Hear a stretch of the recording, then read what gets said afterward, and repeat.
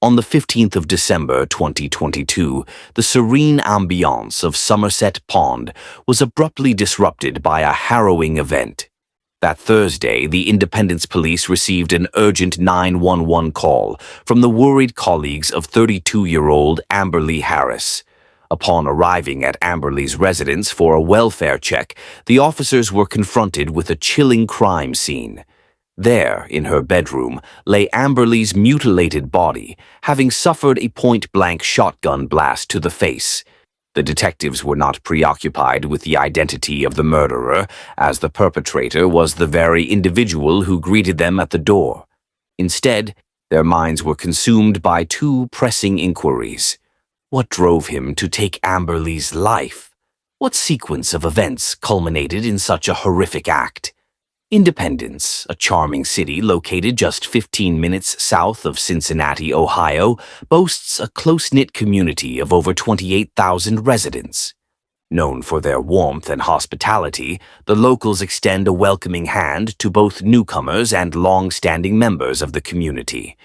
With a strong emphasis on safety, Independence enjoys low crime rates and a robust law enforcement presence, ensuring a secure environment for all.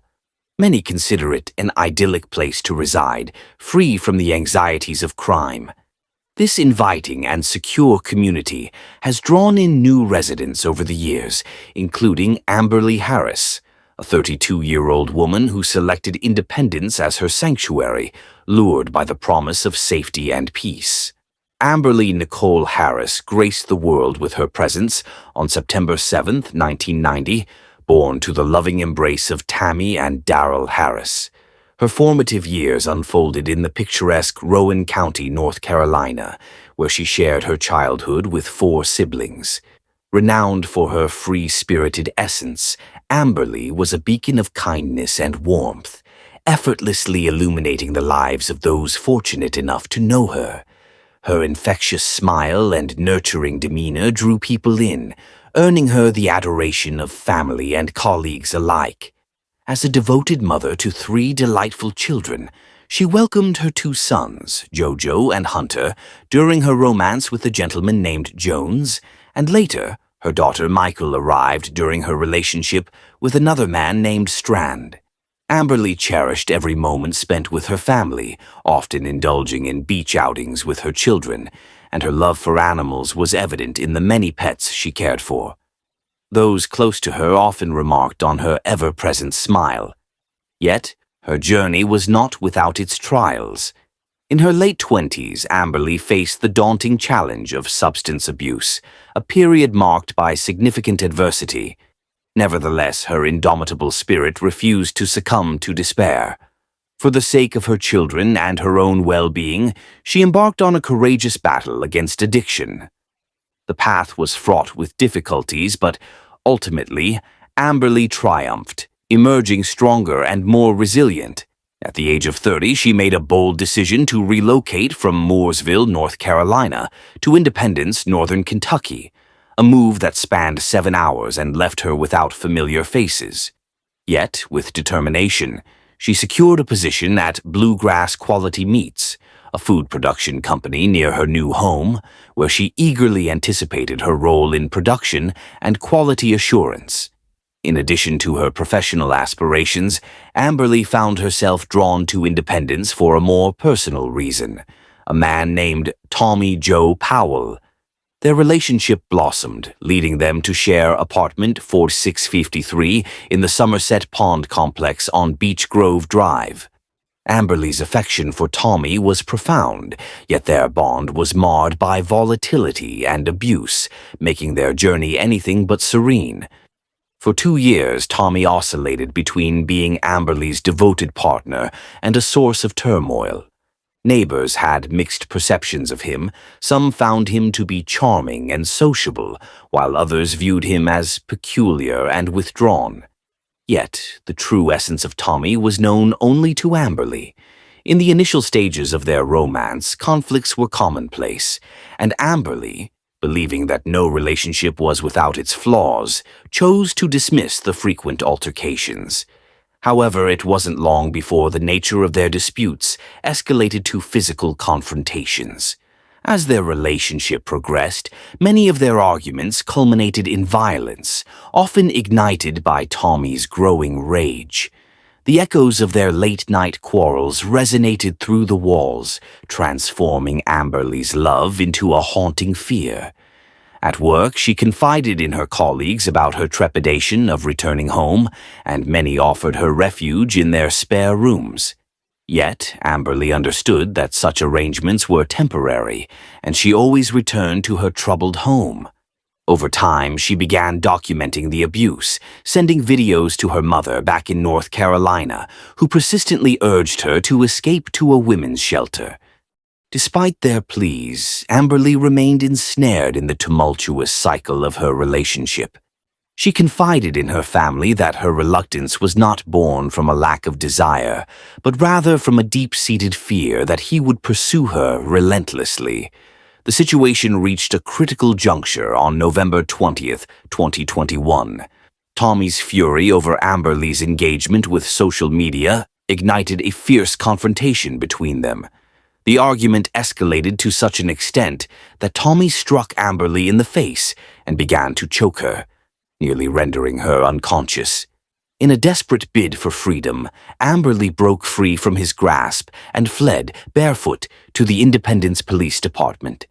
Documentation reveals that she sustained significant abrasions and bruises across her face, neck, and chest. A formal complaint was lodged on that fateful day, leading to Tommy's conviction for domestic violence assault in April 2022.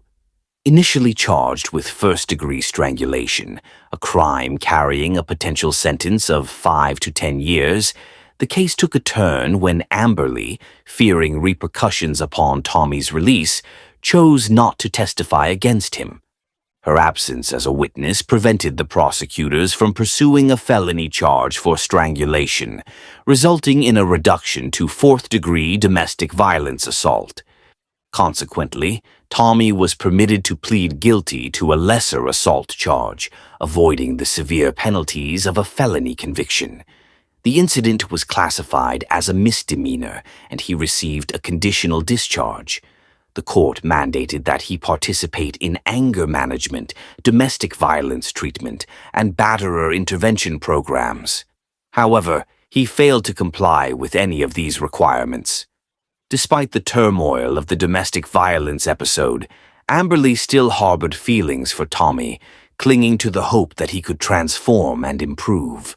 Aware of his probationary status, she believed he would refrain from actions that might lead to further trouble. The couple cohabited for an additional 7 months following the incident, and while their disputes persisted, they never escalated to the severity of that initial confrontation. December arrived with a flourish, and Amberly, a true aficionado of the Christmas season, adorned their apartment with a splendid Christmas tree. On the 10th of December 2022, she reached out to her family, sharing her delightful plans to return to North Carolina for the holidays, with the intention of surprising her beloved mother, Tammy. Collaborating closely with her sister Jessica and her brother-in-law, Michael, Amberly meticulously crafted her surprise. Before parting ways, she reminded them to keep her homecoming a delightful secret from Tammy. The anticipation of reuniting with her mother and children on Christmas Day filled her with joy. It was now the 15th of December 2022, and as the clock struck 9 a.m. on that Thursday, the staff at Bluegrass Quality Meats, located at 2648 Crescent Springs Pike, Erlanger, Kentucky, were engulfed in concern for their colleague Amberly Harris. Her absence from work over the past few days was highly unusual. Having dedicated 2 years to production and quality assurance, Amberly had always been punctual and communicative. Sensing that something was amiss, her co-workers and employer held out hope for her arrival as the hours slipped by. However, as the day wore on without any sign of her, they made the decision to contact the Independence Police Department around 2 p.m., requesting a welfare check at her residence. The call reached Independence Police Captain Brian, and shortly thereafter he, along with Detective Adam Strine and other officers, proceeded to the apartment on Beech Grove Drive. Arriving at approximately 2:57 p.m., they knocked on the door only to be met by a man whose unsettling confession left them in shock. Tommy's immediate admission sent ripples of disbelief through the Independence officers. They had journeyed a considerable distance for a welfare check, yet within moments it had escalated into a murder investigation. Tommy found himself swiftly handcuffed as officers surged into the apartment in search of Amberly. As they meticulously navigated the living space, they discovered Amberly's lifeless form nestled in the narrow gap between the bed and the wall of the master bedroom. The grim evidence suggested she had been shot in the head at close range. Without delay, the officers summoned additional support while securing the crime scene. Meanwhile, one officer conducted a search of Tommy and requested his identification. As his Miranda rights were articulated by an officer stationed outside, those inside the residence harbored a chilling suspicion. The condition of Amberly's remains indicated that her death was not a recent occurrence. To dispel their uncertainties, they inquired of Tommy when he had inflicted the fatal shot. The horrific tableau before them was already unsettling, but the detectives were further appalled by Tommy's response. He revealed that Amberly had been shot approximately 3 days prior. This revelation implied that after committing the act, Tommy had allowed her body to decay in the very home where he had continued to live, eat, and engage in his daily routines for the past 3 days. The authorities were incredulous upon learning that Tommy had coexisted with Amberly's decomposing corpse without alerting emergency services or anyone else. As two officers re-entered the home to search for the murder weapon, a firearm lay conspicuously within Tommy's residence, leading them to presume it was the weapon used in the murder. Tommy was escorted to the police vehicle, where he was prompted to provide a clearer account of the events that transpired that morning. The officer accompanying him noted Tommy's disoriented demeanor. His responses were disjointed, prompting further inquiries to ascertain his mental state. It was clear that Tommy remained in a state of shock following the tragic murder, yet he managed to disclose that he had been cohabiting with Amberly's lifeless form for the past 3 to 4 days. The authorities planned to conduct an autopsy on Amberly's remains in due course to ascertain more conclusive details, but it appeared that Tommy was still disoriented, uncertain whether it was Sunday or Monday morning. Moments after Tommy was escorted to the police vehicle, reinforcements arrived on the scene. With a fresh contingent of officers and detectives, they resolved to conduct another thorough search of the couple's residence. However, protocol dictated that they first obtain verbal consent from Tommy to proceed with an official search of the entire premises. Subsequently, an officer transported Tommy to the Independence police station, while the remaining personnel continued their investigation at the apartment. As more officials arrived, those who had initially responded briefed the newcomers on the unfolding situation. The forensic team, along with additional support, also made their entrance. With the full complement of personnel now present, the search could resume. Tommy reached the Independence police station precisely at 3:31 p.m., where he was ushered in for questioning while the investigation at the crime scene persisted. Detective Strine initiated the interrogation by requesting Tommy's written consent to allow them to continue their search of his home. As the detectives probed further, Tommy suddenly became ill and vomited just minutes into the questioning. Unsure of the cause of his sudden illness, the detectives remained undeterred, pressing on with the interrogation and the signing of the consent form. Despite their relentless efforts, Tommy was unable to continue, prompting the call for paramedics to assess his condition. After conducting several tests, the paramedics determined that Tommy required hospitalization. The detectives were not inclined to allow Tommy to depart without further inquiry, as several aspects of his actions and timeline following the murder required elucidation. Additionally, they needed to capture his mugshot before he exited the station. Once the photographs were taken, Tommy was escorted to the hospital. They departed the station at approximately 5:05 p.m., embarking on a 26-minute journey to the medical facility. Following a series of thorough examinations, the medical staff diagnosed Tommy with dehydration, necessitating a brief hospitalization prior to his transfer to the Kenton County Detention Center.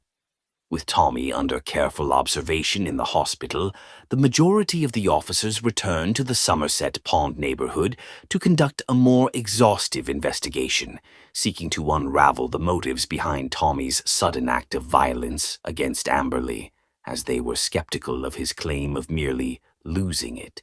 Furthermore, they aimed to illuminate the events leading up to Amberly's tragic demise. The detectives from Independence resolved to initiate their inquiries with the neighbors of Tommy and Amberly. After being questioned by law enforcement, the couple's neighbors found themselves approached by the press, eager to gather insights about the incident. The first neighbor to share his perspective was a man serving as the maintenance manager of the apartment complex, who had developed a rapport with Tommy through their collaborative efforts on various projects. Given their acquaintance, the press sought his reflections on the unsettling occurrence. The next neighbor interviewed was a woman who, while unfamiliar with the couple, had reportedly heard peculiar sounds emanating from their residence that fateful night. She had already provided her account to the detectives and subsequently reiterated her observations to the media. That evening, the detectives also engaged with two additional neighbors who resided in closer proximity to the couple and had frequently witnessed their altercations. One individual proceeded to elaborate further while providing her account to the detectives, recounting some peculiar remarks made by Tommy during their conversation. He had confided in her that he had committed a grave misdeed and expressed concern about potential repercussions. At the conclusion of their unusual dialogue, Tommy admitted his uncertainty regarding how to address the situation, and she informed the detectives that he never specified the nature of his wrongdoing. The neighbors subsequently offered concise summaries of their statements to the media the following morning. After their discussions, the press ventured into the neighborhood that same day, engaging with residents previously interviewed by the detectives. They encountered the property manager's daughter, whose apartment faced the couple's residence, and she was taken aback by the news, noting that a murder had never occurred in their community before.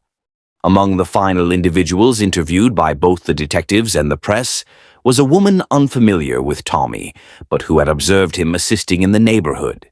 The Independence detectives ensured they spoke with every resident in the Somerset Pond area. Following the autopsy results, which confirmed that Amberly had been murdered the previous Sunday evening, it became evident that while the couple frequently argued, no clear motive emerged to explain why Tommy resorted to such violence that night.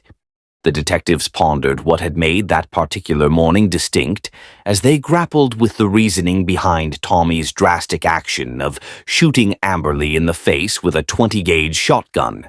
It was at this juncture that they received a call from Eagle Financial Services, a financial agency with multiple locations in northern Kentucky. They informed the detectives that an accidental death and dismemberment insurance policy, valued at $20,000, had been established in Amberly Harris's name in November, with Tommy Joe Powell listed as the sole beneficiary.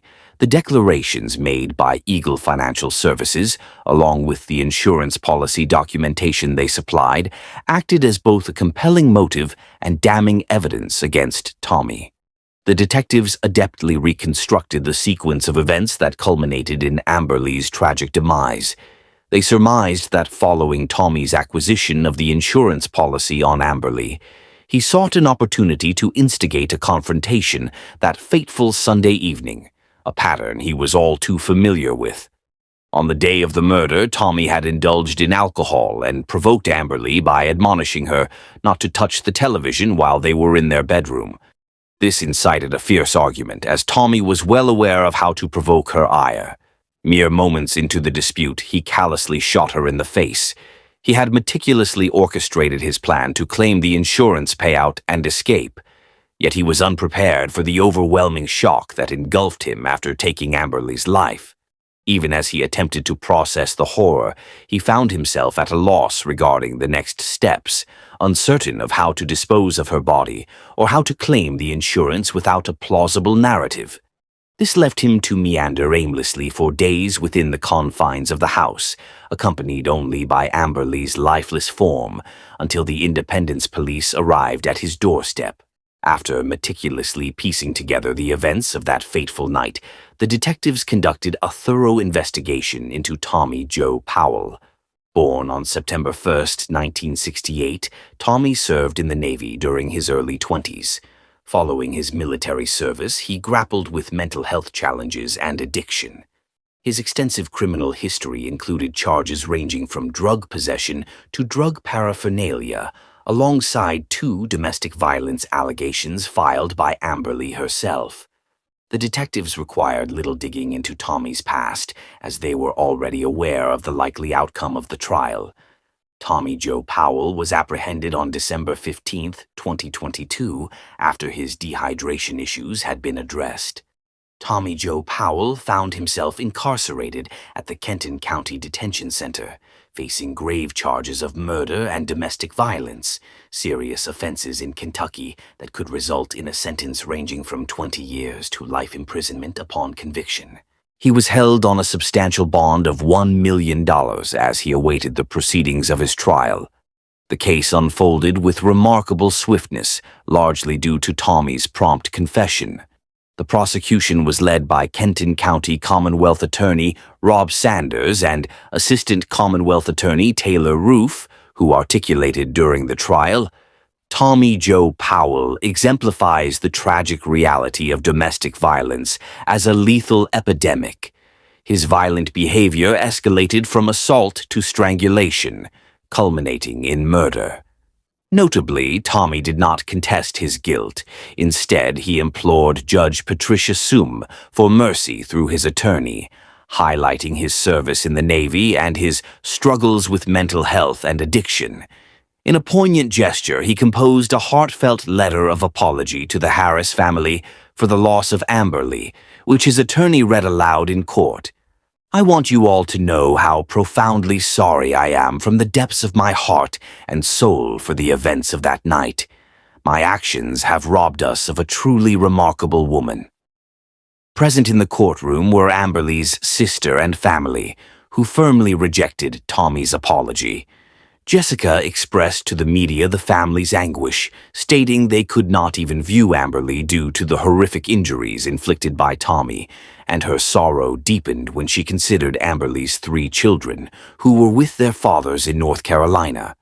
Both the prosecution and the Harris family implored the judge to impose a life sentence, referencing the harrowing crime scene images and the life insurance policy Tommy had taken out. The trial concluded on September 18, 2023, in Kenton County Circuit Court, resulting in Tommy Joe Powell receiving a life sentence. Despite this verdict, Jessica remarked that nothing had truly changed for her. Following the trial, she delivered a poignant address to the media, expressing, "He continues to exist. He continues to draw breath. He continues to live. He continues to dine. He continues to rest. He continues to, I am left with an urn of ashes at my residence with my sister." Attorney Sanders remains optimistic that the sentence will ultimately provide solace to the Harris family and serve as a deterrent to potential abusers. He articulated to the press, "He will be nearing 80 years of age before he even qualifies for parole, and I will be present to contest his release, whether it is myself or another who takes my place 2 decades hence." Assistant Attorney Roth reiterated similar sentiments in a press release, stating, Tommy Powell executed Amberly with a shotgun at point-blank range, resulting in a death so horrific it resembled a scene from a horror film. While I cannot assert that any policy changes would have definitively saved Miss Harris's life, I am resolute in my commitment to prevent such tragedies from recurring. The life sentence represented the closest semblance of justice for the Harris family, who traveled from several states to witness the final sentencing. Amberly's heartbreaking case catalyzed reforms within the Kenton County Department. Many officers involved in the case believed that Amberly might still be alive had they exerted greater effort in persuading her to testify against Tommy when she initially reported the domestic violence. Consequently, the department vowed to prioritize in-person visits to victims rather than relying solely on phone calls. Attorney Sanders addressed the issue with the press, stating, "While I cannot guarantee that these changes would have saved Miss Harris's life, I am determined not to risk a recurrence of such an event." In memory of Amberly, 2 monuments were erected outside the couple's residence, inscribed with the messages, "May you find comfort in the arms of an angel," and "It's all part of the Master's plan, a step on the road to home." A magnificent tribute to the life of Amberly Harris took place on December 23, 2022, at the Chapel of Cavan Cook Funeral Home in North Carolina. She is survived by her devoted mother and stepfather, her cherished grandmother, her brother, her sisters, and her 3 beloved children, along with a multitude of aunts, uncles, nieces, and cousins. Her presence was deeply cherished by all who knew her. This narrative unfolds the tragic tale of 23-year-old Stacy Falcon Dewey and her 3-year-old son, Jacob Dewey, hailing from Renton, Washington. After a staggering 27 years, authorities have charged an individual in connection with their untimely demise, which occurred in a Seattle suburb. This haunting case garnered attention through the 2019 Seattle Times series In the Dark, revealing how what seemed to be a resolved investigation was, in fact, overlooked for decades. Throughout this ordeal, Vianne Falcon, the mother and grandmother of the victims, remained uninformed about the DNA evidence linking a suspect to the crime.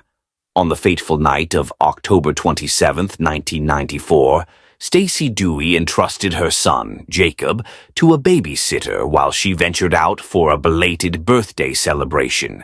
She intended to retrieve her son from the Kenton Ridge apartments between 1 a.m. and 2 a.m. the following morning.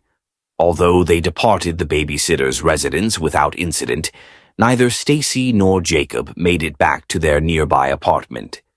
At approximately 3:30 a.m., a newspaper carrier for the Seattle Times dialed 911, reporting a body discovered on 55th Street in Renton, a secluded road 3 miles from the babysitter's location. It was Stacy Falcon Dewey, with her young son Jacob lying atop her. Upon the officers' arrival, they found the pair in the roadway beside the mother's vehicle, both victims of gunshot wounds to the head. Falcon Dewey bore additional gunshot injuries to her arm and shoulder, with one bullet having passed through her son's small frame before striking her. Furthermore, Jacob exhibited signs of blunt force trauma to his head, same as his mother, alongside bruising and linear abrasions on her neck. Authorities indicated that a struggle had transpired at the scene, with evidence suggesting altercations both inside and outside the vehicle, hinting that the assailant may have been searching for something. Notably, various items from Dewey's purse were scattered throughout the car, including her wallet, while the car keys appeared to have been carelessly dropped between the driver's seat and the door, eluding immediate visibility. Within the Buick, remnants of brown packing tape adorned the interior, serving as a grim reminder of the tragic events that unfolded. The belt of Dewey lay unbuckled, while the buttons of her shirt were cruelly torn off. Vianne Falcon, the grieving mother of Stacy Falcon Dewey, expressed her profound sorrow to CNN over the loss of her daughter and grandson. Samples were meticulously collected from Stacy Dewey's body during the autopsy, including swabs and fingernail clippings. In 2001, these samples were subjected to DNA testing, revealing the presence of semen in the victim's throat and hand at the time of her demise. Subsequently, in 2002, a breakthrough was achieved when DNA evidence linked the suspect to the crime scene. The culprit was identified as 51-year-old Jerome Frank Jones. Following the DNA match in 2002, authorities discovered that Jones was already incarcerated in connection with a murder in Hebden, California. Detectives swiftly journeyed to the Salinas Valley State Prison to interview Jones. During the interrogation in California, Jones acknowledged residing near Renton from 1994 to 1995, yet vehemently denied any acquaintance with Stacy. When presented with a photograph of Stacy Falcon, Jones adamantly claimed no recognition of her. Despite repeated questioning, Jones remained steadfast in his assertion of never crossing paths with her. The manager of Kenton Ridge Apartments verified Jones' residency from 1993 to 1994. Records indicated that Stacy also resided in the same complex in 1994, relocating shortly before her tragic demise.